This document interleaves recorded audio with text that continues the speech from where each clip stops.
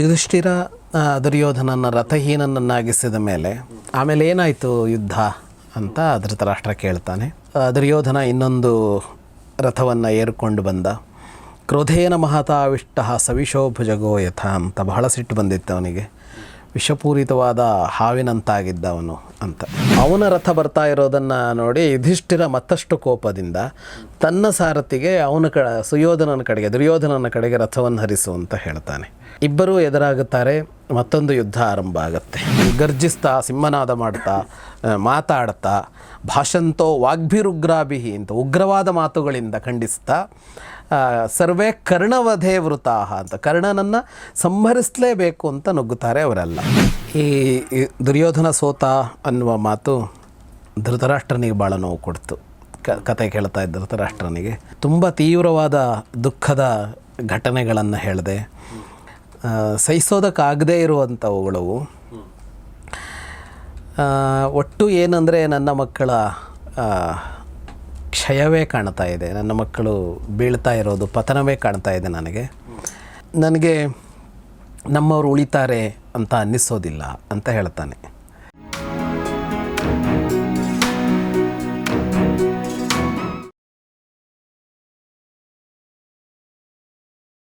ಸ್ನೇಹಿತರೆ ನಮಸ್ಕಾರ. ಗೌರಿ ಶಕ್ಕಿ ಸ್ಟುಡಿಯೋದ ವಿಶೇಷ ಕಾರ್ಯಕ್ರಮ ಮಹಾಭಾರತ ರಹಸ್ಯಗಳು ದ ಸೀಕ್ರೆಟ್ಸ್ ಆಫ್ ಮಹಾಭಾರತ. ನಿಮಗೆಲ್ಲ ಆತ್ಮೀಯ ಸ್ವಾಗತ. ನಾನು ಗೌರಿ ಶಕ್ಕಿ.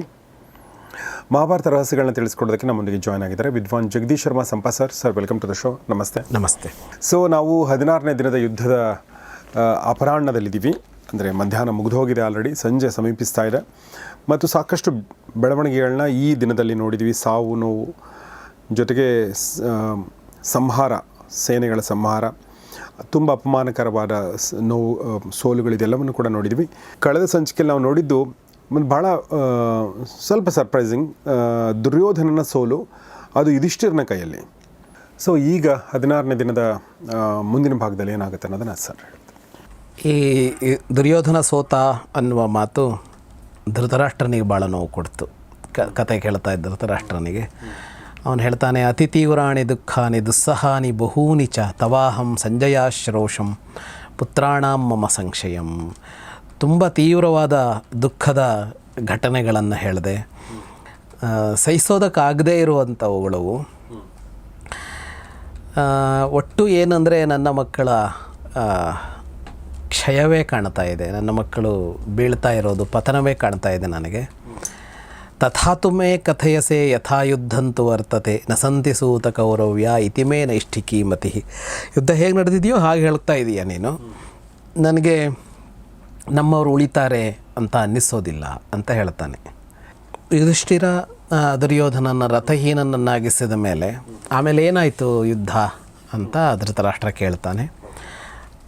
ಅವನು ಹೇಳೋದಕ್ಕೆ ಆರಂಭ ಮಾಡ್ತಾನೆ ಸಂಜಯ. ದುರ್ಯೋಧನ ಇನ್ನೊಂದು ರಥವನ್ನು ಏರ್ಕೊಂಡು ಬಂದ. ಕ್ರೋಧೇನ ಮಹತಾವಿಷ್ಟ ಸವಿಶೋ ಭುಜಗೋ ಯಥ ಅಂತ ಬಹಳ ಸಿಟ್ಟು ಬಂದಿತ್ತು ಅವನಿಗೆ. ವಿಷಪೂರಿತವಾದ ಹಾವಿನಂತಾಗಿದ್ದವನು ಅಂತ. ಸೀದಾ ಮತ್ತೆ ಅವನು ನೇರ ಯುಧಿಷ್ಠಿರನ ಬಳಿಗೆ ಬರ್ತಾನೆ. ಹೊರಡಬೇಕು ಅಂತ ಇವನಿಗೆ ಹೇಳ್ತಾನೆ, ತನ್ನ ಸಾರಥಿಗೆ, ತ್ವರಿತಂ ಯಾಹಿ ಯಾಹಿ, ಅತ್ಯಂತ ವೇಗವಾಗಿ ಹೋಗಿ ಯುಧಿಷ್ಠಿರನ ಮುಂದೆ ನಿಲ್ಲಿಸು ಅಂತ. ಅತ್ರಮಾಂ ಪ್ರಾಪಯ ಕ್ಷಿಪ್ರಂ ಸಾರಥೇ ಯತ್ರ ಪಾಂಡವ ಧ್ರಿಯಮಾಣೇನ ಛತ್ರೇಣ ರಾಜಾರಾಜತಿ ದಂಶಿತಃ ಅಂತ. ಎಲ್ಲಿ ಯುಧಿಷ್ಠಿರ ಕಾಣ್ತಾ ಇದ್ದಾನೋ ಅಲ್ಲಿಗೆ ತಗೊಂಡೋಗು ಅಂತ ಹೇಳ್ತಾನೆ. ಅವನ ಕಡೆಗೆ ಸಾರಥಿ ರಥವನ್ನು ಹರಿಸ್ತಾನೆ. ಅವನ ರಥ ಬರ್ತಾ ಇರೋದನ್ನು ನೋಡಿ ಯುಧಿಷ್ಠಿರ ಮತ್ತಷ್ಟು ಕೋಪದಿಂದ ತನ್ನ ಸಾರಥಿಗೆ ಸುಯೋಧನನ ಕಡೆಗೆ ದುರ್ಯೋಧನನ ಕಡೆಗೆ ರಥವನ್ನು ಹರಿಸು ಅಂತ ಹೇಳ್ತಾನೆ. ಇಬ್ಬರೂ ಎದುರಾಗುತ್ತಾರೆ. ಮತ್ತೊಂದು ಯುದ್ಧ ಆರಂಭ ಆಗುತ್ತೆ. ದುರ್ಯೋಧನ ಅವನ ಭಲ್ಲ ಬಾಣದಿಂದ ಅವನ ಧನಸ್ಸನ್ನು ಕತ್ತರಿಸ್ತಾನೆ. ಅವನು ಯುಧಿಷ್ಠಿರ ಅದನ್ನು ಸಹಿಸ್ಕೊಳ್ಳೋದಿಲ್ಲ. ಸಿಟ್ಟಿನಿಂದಲೇ ಇನ್ನೊಂದು ಧನಸ್ಸನ್ನು ತಗೊಂಡು, ಕ್ರೋಧ ಸಂರಕ್ತ ಲೋಚನ ಅಂತ, ಕಣ್ಣು ಕೆಂಪಾಗಿತ್ತು ಸಿಟ್ಟಿನಿಂದ ಅಂತ, ಯುಧಿಷ್ಠಿರನಿಗೆ ಕಡಿಮೆ ಇದು ಆಗೋದು, ತಗೊಂಡು ದುರ್ಯೋಧನನ ಧ್ವಜವನ್ನು ಕತ್ತರಿಸ್ತಾನೆ ಮತ್ತು ಅವನ ಬಿಲ್ಲನ್ನು ಕತ್ತರಿಸ್ತಾನೆ. ಅವನು ಇನ್ನೊಂದು ಧನಸ್ಸನ್ನು ತೆಗೆದುಕೊಂಡು ಯುದ್ಧ ಆರಂಭ ಮಾಡ್ತಾನೆ. ಇಬ್ಬರನ್ನು ಸಂಹರಿಸಲೇಬೇಕು ಅನ್ನುವ ತರಹದಲ್ಲಿ ಬಾಣಗಳ ಮಳೆ ಸುರಿಸಿಕೊಳ್ತಾರೆ. ಇಬ್ಬರು ಒಬ್ಬರನ್ನೊಬ್ಬರು ದಿಟ್ಟಿಸಿ ನೋಡ್ತಾರೆ. ಇಬ್ಬರು ಆ ಕಡೆ ಈ ಕಡೆ ಸುತ್ತುತ್ತಾರೆ. ಇಬ್ಬರು ಗರ್ಜಿಸ್ತಾರೆ. ಇಬ್ಬರೂ ಅಂದರೆ ಕೈ ತಟ್ಟಿ ಹೆದರಿಸ್ತಾರೆ.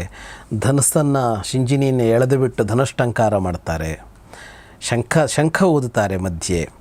ಹೀಗೆ ಚಿತ್ರವಿಚಿತ್ರವಾಗಿ ಇಬ್ಬರು ಬಹಳ ಕೋಪದಿಂದ ಯುದ್ಧ ಮಾಡ್ತಾರೆ. ದುರ್ಯೋಧನ ಒಂದು ಹಂತದಲ್ಲಿ ಶಕ್ತ್ಯಾಯುಧವನ್ನು ತೆಗೆದು ಅವನ ಮೇಲೆ ಎಸಿತಾನೆ, ಶಕ್ತಿಯನ್ನು. ಅದನ್ನು ಅವನು ಬಾಣಗಳಿಂದ ಚೂರು ಚೂರು ಮಾಡ್ತಾನೆ. ಮತ್ತು ಅವನು ದುರ್ಯೋಧನ ಬಿಲ್ಲು ಬಾಣ ಹಿಡಿದು ಯುದ್ಧ ಮುಂದುವರಿಸ್ತಾನೆ. ಹೀಗೆ ಯುದ್ಧ ಮುಂದುವರಿತಾ ಇರುತ್ತೆ. ಯುಧಿಷ್ಠಿರನ ಒಂದು ಬಾಣ ಇವನಿಗೆ ತಾಗಿ ಮತ್ತೆ ದುರ್ಯೋಧನ ಮೂರ್ಛೆ ತಪ್ಪುತ್ತಾನೆ. ಆದರೆ ತಕ್ಷಣ ಎಚ್ಚರಾಗಿ ಗದೆಯನ್ನು ಹಿಡ್ಕೋತಾನೆ ಅವನು. ಅಂದರೆ ಈ ಯುದ್ಧವನ್ನು ಕೊನೆಗಾಣಿಸಬೇಕು ಅಂತ. ವಿಧಿತ್ಸುಹು ಕಲಹಸ್ಯಾಂತಂ ಅಭಿದುದ್ರಾವ ಪಾಂಡವಂ ಅಂತ. ಅದನ್ನು ಹಿಡಿದು ಮುನ್ನುಗ್ಗುತ್ತಾನೆ ಅವನು. ಗದೆಯನ್ನು ಬಿಸಿ ಎಸೆಯೋದಲ್ಲ, ಗದೆ ಹಿಡ್ಕೊಂಡು ಅವನ ಕಡೆ ನುಗ್ಗುತ್ತಾನೆ.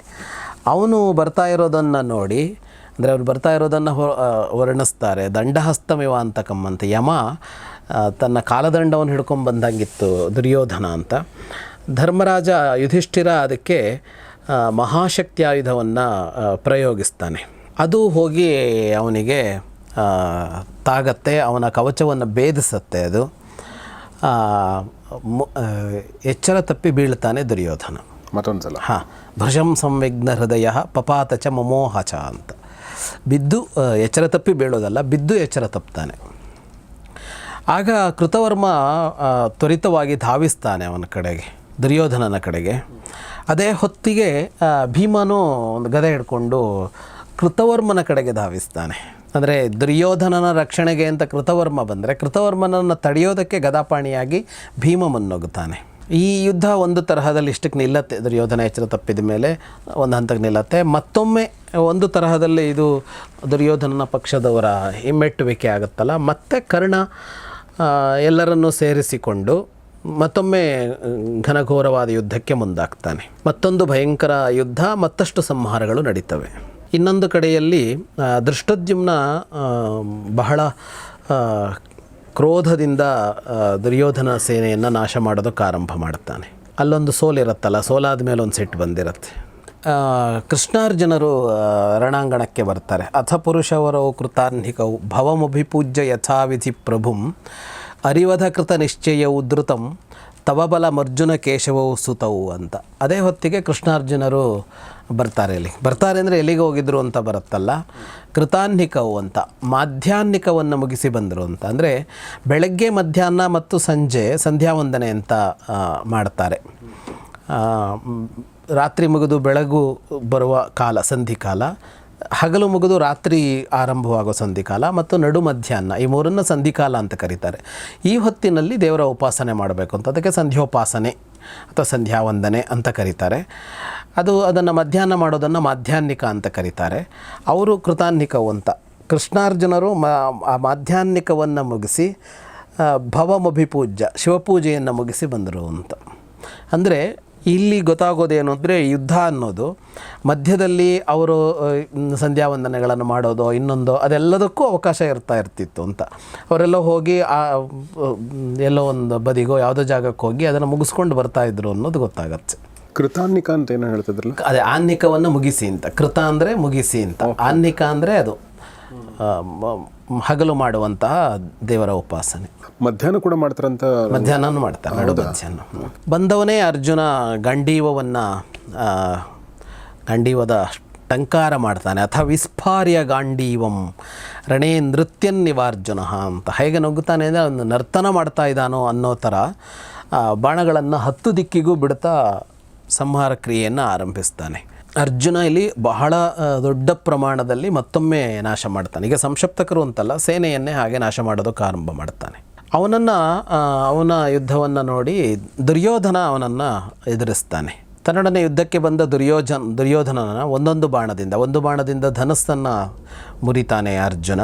ಇನ್ನೊಂದರಿಂದ ಅವನ ಸಾರಥಿಯನ್ನು ಕೊಲ್ತಾನೆ, ಮತ್ತೊಂದರಿಂದ ಅವನ ಧ್ವಜವನ್ನು, ಮತ್ತೆ 4 ಬಾಣಗಳಿಂದ ಅವನ ಕುದುರೆಗಳನ್ನು ಕೊಂದು, ಆಮೇಲೆ ಒಂದು ಬಾಣದಿಂದ ಅವನ ಛತ್ರವನ್ನು, ಮೇಲ್ಗಡೆ ಛತ್ರ ಇರುತ್ತಲ್ಲ ಅದನ್ನು ತುಂಡರಿಸ್ತಾನೆ. 9ನೇ ಬಾಣವನ್ನು ಅವನಿಗೆ ಬಿಡ್ತಾನೆ. ಅದೇ ಹೊತ್ತಿಗೆ ಈ ದುರ್ಯೋಧನನಿಗೆ ಏನು ಬಾಣ ಬಿಟ್ಟಿದ್ದ ಅದನ್ನು ಮಧ್ಯದಲ್ಲಿ ಬಂದು ಅಶ್ವತ್ಥಾಮ ಕತ್ತರಿಸ್ತಾನೆ. ಆ ಬಾಣವನ್ನು 7 ಚೂರಾಗಿ ಕತ್ತರಿಸ್ತಾನೆ. ಅರ್ಜುನ ಅಶ್ವತ್ಥಾಮನ ಬಿಲ್ಲನ್ನೇ ಕತ್ತರಿಸ್ತಾನೆ ಮತ್ತು ಅವನ ಕುದುರೆಗಳಿಗೆ ಬಾಣ ಹೊಡೆದು ಸಾಯಿಸ್ತಾನೆ ಅರ್ಜುನ. ಆಗ ಕೃಪರು ಮುನ್ನುಗ್ಗಿ ಬರ್ತಾರೆ. ಕೃಪರ ಧನಸ್ಸನ್ನು ಕೂಡ ಅರ್ಜುನ ತುಂಡರಿಸ್ತಾನೆ. ಆಗ ಕೃತವರ್ಮ ಮುನ್ನುಗ್ಗಿ ಬರ್ತಾನೆ. ಅವನ ಧನಸ್ಸನ್ನು ಕತ್ತರಿಸಿ ಧ್ವಜವನ್ನು ತುಂಡರಿಸಿ ಅವನ ಅಶ್ವಗಳನ್ನು ಕೊಲ್ತಾನೆ ಅರ್ಜುನ. ಆಗ ದುಶ್ಯಾಸನ ಮುನ್ನುಗ್ಗುತ್ತಾನೆ. ದುಶ್ಯಾಸನ ಧನಸ್ಸನ್ನು ತುಂಡರಿಸಿ ಕರ್ಣನ ಕಡೆಗೆ ನುಗ್ಗುತ್ತಾನೆ ಅರ್ಜುನ. ಅದೇ ಹೊತ್ತಿಗೆ ಸಾತ್ಯಕಿ ಮತ್ತು ಕರ್ಣ ಯುದ್ಧ ಮಾಡ್ತಾ ಇದ್ರು. ನಾವು ಆವಾಗಲೇ ಹೇಳಿದ್ವಲ್ಲ, ಆ ಯುದ್ಧ ಆಗ್ತಾ ಇತ್ತಲ್ಲ. ಕರ್ಣ ಅರ್ಜುನ ತನ್ನ ಕಡೆಗೆ ಬರ್ತಾ ಇರೋದನ್ನು ನೋಡಿ ಸಾತ್ಯಕಿ ಏನ್ಬಿಟ್ಟು ಕರ್ಣ ಅರ್ಜುನನ ಕಡೆಗೆ ಬರ್ತಾನೆ. ಅವನು ಬರ್ತಾ ಇರುವಾಗಲೇ ಕರ್ಣ ಕೃಷ್ಣನಿಗೆ 20 ಬಾಣಗಳನ್ನು ಹೊಡಿತಾನೆ, ಅರ್ಜುನನಿಗೆ 3 ಬಾಣಗಳನ್ನು ಹೊಡಿತಾನೆ. ಅದೇ ಹೊತ್ತಿಗೆ ಸಾತ್ಯಕಿಯ ಜೊತೆಗೆ ಏನು ಯುದ್ಧ ನಿಂತಿಲ್ವಲ್ಲ, ಸಾತ್ಯಕಿ ಮುನ್ನಗ್ಗಿ ಬಂದು ಅವನು ಕರ್ಣನ ಮೇಲೆ 90 ಬಾಣಗಳನ್ನು ಹೊಡಿತಾನೆ. ಅವರು ಹೇಗೆ ಒಂದಾಗಿ ಅರ್ಜುನನ ಮೇಲೆ ಬಂದಿದ್ರು, ಈಗ ಇವರು ಕಡೆಯವರೆಲ್ಲ ಕರ್ಣನ ಮೇಲೆ ಹೋಗ್ತಾರೆ. ತತಃ ಪ್ರವೀರ ಪಾಂಡೂನಾಂ ಸರ್ವೇ ಕರ್ಣಮಪೀಡಯನ್ ಯುಧಾಮನ್ಯು ಶಿಖಂಡೀ ಚ ದ್ರೌಪದೇಯ ಪ್ರಭದ್ರಕಾ ಉತ್ತಮೋಜ ಯೂತ್ಸಶ್ಚ ಯಮೋ ಪಾರ್ಶ್ವತ ಏವಚ. ಯುಧಾಮನ್ಯು, ಶಿಖಂಡಿ, ದ್ರೌಪದಿಯ 5 ಮಕ್ಕಳು, ಪ್ರಭದ್ರಕ ವೀರರು, ಉತ್ತಮೋಜಸ್ಸು, ಆಮೇಲೆ ಯುಯುತ್ಸು, ನಕುಲ ಸಹದೇವರು, ಛೇದಿ, ಕಾರುಷ, ಮತ್ಸ್ಯ, ಕೇಕಯದ ಸೇನೆ, ಚೇಕಿತಾನ ಮತ್ತು ಯುಧಿಷ್ಠಿರ ಇಷ್ಟೂ ಜನ ಸೇರಿ ಕರ್ಣನ ಮೇಲೆ ಹೋಗ್ತಾರೆ. ಆದರೆ ಕರ್ಣಾರ್ಜುನರ ಯುದ್ಧ ಮತ್ತೊಮ್ಮೆ ಆಗೋದೇ ಇಲ್ಲ. ಓಕೆ. ಅವರು ಗರ್ಜಿಸ್ತಾ, ಸಿಂಹನಾದ ಮಾಡ್ತಾ, ಮಾತಾಡ್ತಾ, ಭಾಷಂತೋ ವಾಗ್ಭಿರುಗ್ರಾಭಿಹಿ ಅಂತ ಉಗ್ರವಾದ ಮಾತುಗಳಿಂದ ಖಂಡಿಸ್ತಾ, ಸರ್ವೇ ಕರ್ಣವಧೇ ವೃತಾಹ ಅಂತ ಕರ್ಣನನ್ನು ಸಂಹರಿಸಲೇಬೇಕು ಅಂತ ನುಗ್ಗುತ್ತಾರೆ ಅವರೆಲ್ಲರ ಈ ಬಾಣಗಳ ಮಳೆಯನ್ನು ಕರ್ಣ ತುಂಡರಿಸ್ತಾ ಅವ್ರ ಜೊತೆಗೆ ಯುದ್ಧ ಮಾಡ್ತಾನೆ. ಅಪೋವಾಹಸ್ಮತಾನ್ ಸರ್ವಾನ್ ದ್ರುಮಾನ್ ಭಂಕ್ತ್ವೇವ ಮಾರುತಃ ಅಂತ. ಅಂದರೆ ಜೋರಾಗಿ ಬೀಸಿ ಬಂದ ಗಾಳಿ, ಚಂಡಮಾರುತದ ತರಹದ ಗಾಳಿ, ಬಿರುಗಾಳಿ ಹೇಗೆ ಕಾಡಿನಲ್ಲಿ ಎಲ್ಲ ಮರಗಳನ್ನು ಮುರಿತಾ ಹೋಗುತ್ತೋ ಹಾಗೆ ಅವರೆಲ್ಲರನ್ನು ಧ್ವಂಸ ಮಾಡ್ತಾನೆ ಅವನು. ಅದರ ಜೊತೆಗೆ ಮತ್ತೆ ಅವನು ಪಾಂಡವ ಸೇನೆಯನ್ನು ನಾಶ ಮಾಡತೊಡಗುತ್ತಾನೆ ಕರ್ಣ. ಸೊ ಇಷ್ಟೆಲ್ಲ ಜನ ಬಂದರೂ ಕೂಡ ಕರ್ಣನ್ ಮೇಲ್ಗೊಯ್ ಆಗತ್ತೆ. ದೊಡ್ಡ ಪ್ರಮಾಣದಲ್ಲಿ ಪಾಂಡವ ಸೇನೆ ನಾಶ ಆಗತ್ತೆ ಮತ್ತು ಎಷ್ಟೋ ಜನ ಯುದ್ಧವನ್ನು ಬಿಟ್ಟು ಹಿಮ್ಮೆಟ್ಟಿ ಓಡೋದಕ್ಕೆ ಆರಂಭ ಮಾಡ್ತಾರೆ. ಆಗ ಕರ್ಣ ಇಷ್ಟನ್ನು ಯಾವುದ್ರಲ್ಲಿ ಮಾಡೋದು ಅಂದರೆ ಶಸ್ತ್ರದಿಂದ ಅಲ್ಲ, ಅಸ್ತ್ರಪ್ರಯೋಗ ಮಾಡಿರ್ತಾನೆ. ಕರ್ಣ ಯಾವಾಗ ಅಸ್ತ್ರಪ್ರಯೋಗ ಮಾಡಿದ್ನೋ ಆಗ ಅರ್ಜುನ ಪ್ರತ್ಯಸ್ತ್ರವನ್ನು ಬಿಟ್ಟು ಕರ್ಣನೊಡನೆ ಮತ್ತೆ ಯುದ್ಧಕ್ಕೆ ಬರ್ತಾನೆ. ಅವನ ಬಾಣಗಳು ದಿಶಃ ಖಂಚೈವ ಭೂಮಿಂಚ ಪ್ರಾವೃಣೋಚ್ಛರವೃಷ್ಟಿಭಿಹಿ ಅಂತ ಆಕಾಶ, ಭೂಮಿ, ದಿಕ್ಕು ಎಲ್ಲ ಕಡೆಗೂ ಅರ್ಜುನನ ಬಾಣಗಳು ತುಂಬುತ್ತವೆ. ಹೀಗೆ ಕರ್ಣ ಒಂದು ಕಡೆಗೆ ಅಲ್ಲಿ ನಾಶ ಮಾಡ್ತಾ ಇದ್ದರೆ ಅರ್ಜುನ ಅದಕ್ಕೆ ಪ್ರತಿಯಾಗಿ ದುರ್ಯೋಧನನ ಸೇನೆಯನ್ನು ನಾಶ ಮಾಡೋದಕ್ಕೆ ಆರಂಭ ಮಾಡ್ತಾನೆ. ಅದು ಮೇಲ್ಗೈ ಸಾಧಿಸಿ ಬಿಡುತ್ತೆ. ಅಂದರೆ ದೊಡ್ಡ ಪ್ರಮಾಣದಲ್ಲಿ ಅರ್ಜುನ ಸಂಹಾರವನ್ನು ಮಾಡ್ತಾನೆ. ಅದೇ ಹೊತ್ತಿಗೆ ಸೂರ್ಯಾಸ್ತ ಆಗಿಬಿಡತ್ತೆ. ಏನೂ ಕಾಣದೇ ಇರೋ ಥರ ಆಗಿಬಿಡುತ್ತೆ. ನ ಕಿಂಚಿತ್ ಪ್ರತ್ಯಪಶ್ಯಾಮ ಶುಭಂ ವಾ ಯದಿ ವಾ ಶುಭಂ, ಏನೂ ಕಾಣದೇ ಇರೋ ಥರ ಆಗಿಬಿಡತ್ತೆ. ಯುದ್ಧದ ಪರಿಸಮಾಪ್ತಿ ಘೋಷಣೆ ಆಗೋದೇ ಇಲ್ಲ, ಹಾಗೆ ನಡೀತಾ ಇರುತ್ತೆ. ಆದರೆ ಯಾರೂ ರಾತ್ರಿ ಯುದ್ಧಕ್ಕೆ ಸಿದ್ಧರಿರೋದಿಲ್ಲ. ಅಂದರೆ ಈ ಯುದ್ಧ ವಿರಾಮ ಘೋಷಣೆ ಮಾಡಬೇಕಲ್ಲ, ಯುದ್ಧ ವಿರಾಮ ಘೋಷಣೆ ಮಾಡೋಲ್ಲ. ಯಾಕೆಂದರೆ ಒಂದು ಕಡೆಯಲ್ಲಿ ಕರ್ಣ ನುಗ್ಗುತ್ತಾ ಇದ್ದಾನೆ, ಇನ್ನೊಂದು ಕಡೆಯಲ್ಲಿ ಅರ್ಜುನ ನುಗ್ಗುತ್ತಾ ಇದ್ದಾನೆ. ಸಾವು ದುರ್ಯೋಧನ ಸೇನೆಯಲ್ಲಿ ಜಾಸ್ತಿ ಆಗ್ತಾ ಇದೆ, ಹಾಗಂತ ಪಾಂಡವ ಸೇನೆಯಲ್ಲಿ ನಾಶ ಆಗ್ತಾ ಇಲ್ಲ ಅಂತೇನೂ ಅಲ್ಲ. ಹಾಗಾಗಿ ಈ ಪ್ರಮುಖರು ಯಾರು ಯುದ್ಧ ನಿಲ್ಲಿಸೋ ಯೋಚನೆಯಲ್ಲಿ ಇಲ್ಲ. ಆದರೆ ಸೈನ್ಯ ರಾತ್ರಿ ಯುದ್ಧದ ಯೋಚನೆಯಲ್ಲಿರೋಲ್ಲ. ಒಂದಿನದ ರಾತ್ರಿ ಯುದ್ಧ ಸಾಕಾಗಿದೆ ಅವರಿಗೆ. ತೇ ತ್ರಸಂತೋ ಮಹೇಶ್ವಾಸಾಹ ರಾತ್ರಿ ಯುದ್ಧಸ್ಯ ಭಾರತ. ರಾತ್ರಿ ಯುದ್ಧಕ್ಕೆ ಹೆದರಿ ಬಿಟ್ಟಿರ್ತಾರೆ ಅವರು. ಹಾಗಾಗಿ ಅಪಯಾನಂ ತತಶ್ಚಕ್ರುಹು, ಅವರವರೇ ಹಿಂದಿರುಗೋದಕ್ಕೆ ಆರಂಭ ಮಾಡ್ತಾರೆ. ಮೊದಲಿಗೆ ಹಿಂದೆ ಹೋಗೋದು ಯಾರು ಅಂದರೆ ಕೌರವೇಶು ಚ ಯಾತೇಶು, ದುರ್ಯೋಧನನ ಸೇನೆಯವರು ಯುದ್ಧ ವಿರಾಮ ಮಾಡಿಕೊಂಡು ಹಿಂದೋಗೋದಕ್ಕೆ ಆರಂಭ ಮಾಡ್ತಾರೆ. ಹಾಗಾಗಿ ಈಗ ಕೊನೆಗೆ ಯುದ್ಧ ಮುಗಿಯುವಾಗ ಹಿಂದೇಟು ಹಾಕಿದಂತೆ ದುರ್ಯೋಧನನ ಸೇನೆ ಹೋಗಿದ್ದರಿಂದಾಗಿ ಅವತ್ತು ಪಾಂಡವರಿಗೆ ಜಯ ಅಂತ ಆಗುತ್ತೆ, ಅವತ್ತು ಪಾಂಡವರು ಗೆದ್ದರು ಅಂತ ಆಗುತ್ತೆ. ಜಯಂ ಸುಮನಸ ಪ್ರಾಪ್ಯ ಪಾರ್ಥ ಸ್ವಶಿಬಿರಂ ಯಯುಹು ಅಂತ, ಗೆದ್ದು ತಮ್ಮ ಶಿಬಿರಕ್ಕೆ ಹಿಂದಿರುಗುತ್ತಾರೆ ಅವರು. ಹಾಗಾಗಿ ಅವತ್ತಿನ ಗೆಲುವಿಗೆ ಅಲ್ಲಿ ವಾದ್ಯಘೋಷಗಳು, ಸಿಂಹನಾದಗಳು, ಗೆದ್ದವರ ಹೋರಾಟ ಮಾಡಿದವರ ಬಗ್ಗೆ ಹೊಗಳಿಕೆಗಳು, ಇವೆಲ್ಲ ಅಲ್ಲಿ ತುಂಬ ಜೋರಾಗಿರುತ್ತೆ. ಅದರಲ್ಲೂ ಕೃಷ್ಣಾರ್ಜುನರನ್ನು ಹಾಡಿ ಹೊಗಳ್ತಾರೆ ಎಲ್ಲರೂ. ಪಾಂಡವರ ಶಿಬಿರದಲ್ಲಿ ಬಹಳ ಸಂತೋಷ ಮನೆ ಮಾಡಿರುತ್ತೆ. ಯಾವಾಗ ಎರಡೂ ಸೇನೆಗಳು ಹಿಂದಿರುಗಿದ್ವೋ ಆವಾಗ ಈಗ ಯಾರು ಪ್ರವೇಶ ಮಾಡಬೇಕೋ ಅವರು ಪ್ರವೇಶ ಮಾಡ್ತಾರೆ ರಣಾಂಗಣಕ್ಕೆ. ಯಾರು ಅಂದರೆ ಯಕ್ಷರಕ್ಷ ಪಿಶಾಚಾಶ್ಚ ಶ್ವಾಪದಾನಿ ಚ ಸಂಗಜಃ ಜಗ್ಮುರಾಯೋಧನಂ ಘೋರಂ ರುದ್ರಸ್ಯಾನರ್ತನೋಪಮಂ ಅಂತ. ಯಕ್ಷರು, ರಾಕ್ಷಸರು, ಪಿಶಾಚರು ಮತ್ತು ಕಾಡು ಪ್ರಾಣಿಗಳು ಅಂದರೆ ಮಾಂಸಾಹಾರಿಗಳೆಲ್ಲ ಯಾರಿದ್ವು ಅವು ರಣಾಂಗಣಕ್ಕೆ ಬರ್ತಾರೆ ತಿನ್ನಕ್ಕೆ. ನನಗಂತೂ ಆ ಆಸೆನೇ ಇರಲಿಲ್ಲ ಇದು ಸಂಜೆ ಆಗುತ್ತೆ ಅಂತೇಳಿ. ಆಸೆ ಬಿಟ್ಟು ಕೂತ್ಕೊಂಡಿದ್ದೆ ನಾನು. ಒಂದು ಸ್ವಲ್ಪ ಬಿಗ್ ಬಾಸ್ ಮುಗ್ದಂಗೆ ಅನ್ನಿಸ್ತು ನನಗೆ. ಅಂದರೆ ಸುದೀರ್ಘ ಯುದ್ಧಗಳು, ಸುದೀರ್ಘ ದಿನಗಳು. ಹೌದು, ಒಂದೊಂದು ದಿನದ ಯುದ್ಧವನ್ನು ನಾವು 3, 4, 5, 8 ದಿನ ಮಾಡಿದ್ದೀವಿ. ಹೌದು, ಅಂದರೆ 10 ದಿನಗಳ ಯುದ್ಧ ತುಂಬ ಏನಿರಲಿಲ್ಲ. 11ನೇ ದಿವಸದಿಂದ ಈ ಥರ ಆರಂಭ ಆಗುತ್ತೆ ಸುದೀರ್ಘ ಯುದ್ಧಗಳು. ಹಾಗಾಗಿ ನಾವು 10 ದಿವಸದೊಳಗೆ ಬೇಗ ಮುಗಿಸಿದ್ವಿ. 11 ಆರಂಭ ಆದಮೇಲೆ ತುಂಬ ಸಮಯ ತಗೊಳ್ತಾ ಇದೆ, ಯಾಕೆಂದ್ರೆ ಸುದೀರ್ಘ ಯುದ್ಧಗಳಿದೆ. ಹಾಗಾಗಿ 16 ಮುಗೀತು ಅನ್ನೋದು ಒಂದು ದೊಡ್ಡ ಖುಷಿ. ಬಟ್ ಸರ್, ಬರೀ 2 ದಿನ ಉಳ್ಕೊಂಡಿದೆ ಮತ್ತು ಇಷ್ಟೊಂದೆಲ್ಲ ಡೆವಲಪ್ಮೆಂಟ್ ಬಾಕಿ ಇದೆ ಅಲ್ವಾ? ಆ್ಯಕ್ಚುಲಿ ಶಲ್ಯ, ಹೌದು, ದುಶಾಸನ, ಕರ್ಣ, ದುರ್ಯೋಧನ, ಇನ್ನು ತುಂಬ ಅವನ ಸಹೋದರರು, ಶಕುನಿ, ಅವನ ಮಗ ಉಲೂಕ, ಸಾಕಷ್ಟು ಜನ. ಪಾಂಡವರ ಕಡೆ ಕೂಡ ಪಾಂಡವರ ಕಡೆ ಒಂದಿಷ್ಟು ಜನ ಇದ್ದಾರೆ. ಆದರೆ ಈಗ ಪಾಂಡವರ ಕಡೆ ಹೆಸರಾಂತ ಜನಗಳು ಉಳಿದಿಲ್ಲ. ಅಂದರೆ ಯಾರು ದೃಪದಾದಿಗಳು ಹೋದರು. ಈಗ ಯಾರು ಉಳ್ಕೊಂಡಿದ್ದಾರೋ ಅವರಲ್ಲೇನು ಬಹಳ ಜನ ಹೋಗಲ್ಲ, ಇವರೆಲ್ಲ ಆಮೇಲೆ ಉಳ್ಕೋತಾರೆ. ಹಂಗಾರೆ ಇವೆರಡೂ ದಿನಗಳು ತುಂಬ ಫುಲ್ ಆಫ್ ಡೆವಲಪ್ಮೆಂಟ್ಸ್. ಹೌದು, ಫುಲ್ ಆಫ್ ಫೇಟಲ್ ಡೆವಲಪ್ಮೆಂಟ್ಸ್. ಹೌದೌದು. ಅಂದರೆ ಇವತ್ತು 16ನೇ ದಿನ ಆರಂಭ ಆಯಿತು ಆ ಕಡೆಯ ದೊಡ್ಡ ಪ್ರಮಾಣದ ಒಂದು ಪತನ. ಅದು 17, 18 ಹಾಗೆ ಮುಂದುವರಿತಾ ಹೋಗ್ಬಿಡುತ್ತೆ. ಸೊ ಹಾಗೆ ಭಾಳಷ್ಟು ಹೊಸ ವಿಚಾರಗಳನ್ನ ನಾವು ಈ ದಿನದಲ್ಲಿ ಮಾತ್ರ ನೋಡಿದ್ವಿ. ಈಗ 17, 18, ಸೊ 18ರ ರಾತ್ರಿ ಪರಿಸಮಾಪ್ತಿ ಆಗುತ್ತೆ, ಯುದ್ಧ ಮುಗಿಯುತ್ತೆ. ಹೌದೌದು. ಅಂದರೆ ದುರ್ಯೋಧನನ ವಧೆ ಮೂಲಕ ಅದೇನಾ ಫೈನಲ್ಲು? ಹೌದು. ಅದಾದಮೇಲೆ 18ನೇ ದಿನದ ರಾತ್ರಿ ಇನ್ನೊಂದು ಕಥೆ ಇದೆಯಲ್ಲ, ಅಶ್ವತ್ಥಾಮ. ಹಾಂ, ಓಕೆ. ಯಾರು ಪಾಂಡವರಲ್ಲಿ ಉಳಿದಿದ್ರು ಅವರೆಲ್ಲ ಆ ರಾತ್ರಿ ಸಾಯ್ತಾರೆ. ಸೊ ಅಲ್ಲಿಗೆ ನಾವು 16ನೇ ದಿನದ ಯುದ್ಧವನ್ನು ಮುಗಿಸಿದ್ದೀವಿ. ಈಗ 17, 18 ಮಾತ್ರ ಬಾಕಿ ಇದೆ. ಸೊ ಮುಂದಿನ ಭಾಗದಲ್ಲಿ 17 ಶುರು ಮಾಡೋಣ ಮತ್ತು ಏನೆಲ್ಲ ಆಗುತ್ತೆ ಅನ್ನೋದನ್ನು ನೋಡೋಣ ಅಂತ ಹೇಳ್ತಾ ಈ ಒಂದು ಅಧ್ಯಾಯವನ್ನು ಮುಗಿಸ್ತಾ ಇದ್ದೀನಿ. ಇದೆಲ್ಲವನ್ನು ಅದ್ಭುತವಾಗಿ ನಮಗೆ ಕಟ್ಕೊಡ್ತಿರುವಂಥ ವಿದ್ವಾನ್ ಜಗದೀಶ್ ಶರ್ಮಾ ಸಂಪಾತ್ ಸರ್ಗೆ ನಿಮ್ಮೆಲ್ಲರ ಪರವಾಗಿ ಧನ್ಯವಾದಗಳು sir. Thank you very much. So ಯುದ್ಧ ನಮಗೆ ಗೊತ್ತಿದೆ, ಮಹಾಭಾರತ ನಮಗೆ ಗೊತ್ತಿದೆ ಅನ್ನುವಂಥ ನಮ್ಮ ಭ್ರಮೆಯನ್ನೆಲ್ಲ ಕಳಚಿ ಹಾಕಿದ್ದು ಈ ಒಂದು ಸರಣಿ ಮತ್ತು ನಮ್ಮ ವಿದ್ವಾನ್ ಜಗದೀಶ್ ಶರ್ಮಾ ಸಂಪಾತ್ ಸರ್. ಎಷ್ಟೊಂದು ವಿಚಾರಗಳು ನಮ್ಮ ಅಂದರೆ ಜನಮಾನಸದಲ್ಲಿ ನೆಲೆ ಊರಿ ನಿಂತ ಕೆಲವೊಂದು ವಿಚಾರಗಳು ತುಂಬ ಸೂಪರ್ಫಿಷಿಯಲ್ ಆ್ಯಕ್ಚುಲಿ ಹೇಳಬೇಕಂದ್ರೆ ನಮ್ಗೆ ಗೊತ್ತಿದೆ ಅಂತ ಅನಿಸುತ್ತೆ. ಬಟ್ ಭಾಳಷ್ಟು ವಿಚಾರಗಳು ಗೊತ್ತಿರಲ್ಲ. ಅದು ಏನು ಗೊತ್ತಿಲ್ಲ ಅನ್ನೋದು ಈಗ ಗೊತ್ತಾಗ್ತಾ ಇದೆ. ಸೊ ಮುಂದಿನ ಭಾಗದಲ್ಲಿ ಮತ್ತಷ್ಟು ವಿಚಾರಗಳನ್ನ ತಿಳ್ಕೊಳ್ಳೋಣ. ನಿಮ್ಮ ಅನಿಸಿಕೆಗಳಿಗೆ, ಪ್ರಶ್ನೆಗಳಿಗೆ ಸ್ವಾಗತ. ನೋಡ್ತಾರೆ ಗೌರಿ ಶಕಿ ಸ್ಟುಡಿಯೋ, ನೋಡ್ತಾರೆ ಮಹಾಭಾರತ ರಹಸ್ಯಗಳು ಅಂದರೆ ದ ಸೀಕ್ರೆಟ್ಸ್ ಆಫ್ ಮಹಾಭಾರತ. ನಮಸ್ಕಾರ.